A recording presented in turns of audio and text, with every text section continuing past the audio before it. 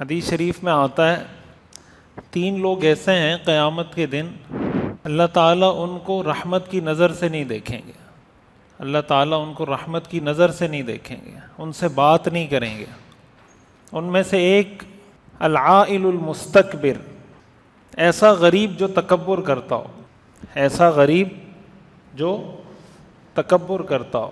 تکبر تو گناہ ہے، امیر کرے تب بھی گناہ ہے، غریب کرے تب بھی گناہ ہے، لیکن اگر غریب تکبر کرے یہ زیادہ گناہ ہے، اس لیے کہ اس کے پاس تکبر کی کوئی وجہ نہیں ہے۔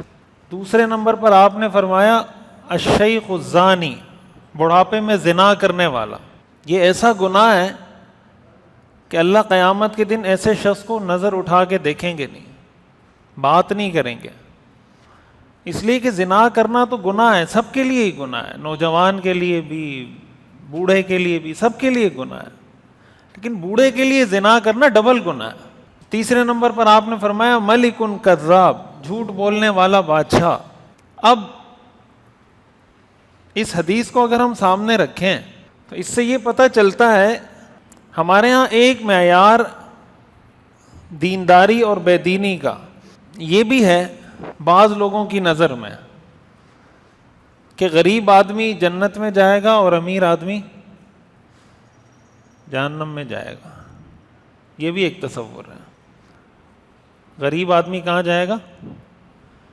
جنت میں، اور امیر آدمی، حدیث ہے نا کہ غریب آدمی امیر سے 500 سال پہلے، یہ صحیح حدیث ہے، غریب آدمی امیر سے 500 سال پہلے جنت میں جائے گا، لیکن اس کا یہ مطلب نہیں ہے کہ اس کا مرتبہ بھی جنت میں امیر آدمی سے بلند ہوگا۔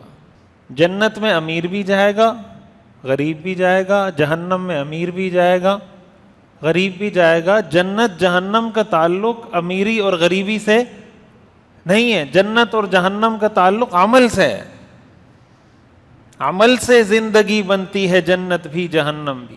صحابہ کرام رضوان اللہ علیہم اجمعین میں آپ کو بہت مالدار صحابہ بھی ملیں گے، بہت غریب صحابہ بھی ملیں گے۔ اصحاب صفہ میں حدیث میں آتا ہے ان میں بعض صحابہ اتنے غریب تھے کہ ان کے پاس لباس پہننے کے پیسے نہیں تھے، چھوٹا سا کوئی کپڑا مل گیا اپنا ستر چھپانے کے لیے، تو ایک دوسرے کے قریب قریب بیٹھتے تھے، اس لیے کہ اگر خدا نخواستہ کسی کا ستر کھل جائے تو دوسرے کو نظر نہ آئے۔